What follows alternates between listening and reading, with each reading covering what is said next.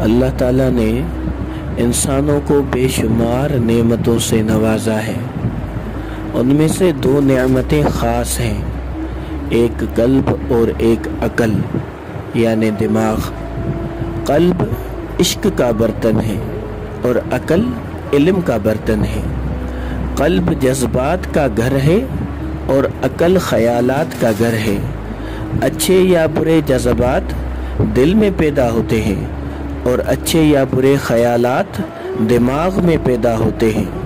عام دستور یہ ہے کہ جیسے جذبات ہوں گے ویسے ہی خیالات ہوں گے۔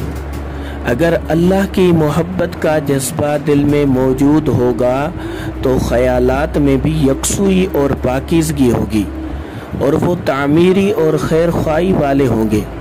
ہر وقت کی سوچ پاک ہوگی، ہر وقت نیکی اور نیک لوگوں کے خیالات آئیں گے اور نیک اعمال کرنے کی دل میں تمنا پیدا ہوگی، بلکہ نیک اعمال میں آگے بڑھنے کا ہر وقت شوق رہے گا۔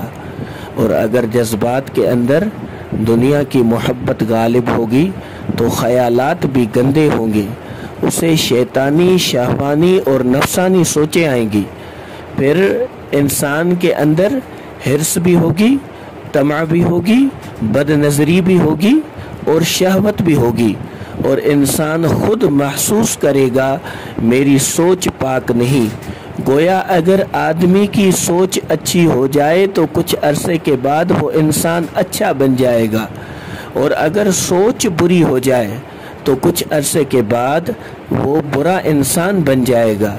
اس لیے جب کوئی نیک انسان برا بنتا ہے تو وہ ایک ہی دن میں برا نہیں بن جاتا، بلکہ اس کی سوچ ظاہر داری میں نیکی کے رنگ میں پہلے بری ہو چکی ہوتی ہے، اور اس ظاہر داری میں اس کا وقت گزرتا رہتا ہے، مگر اندر کا انسان بدل چکا ہوتا ہے۔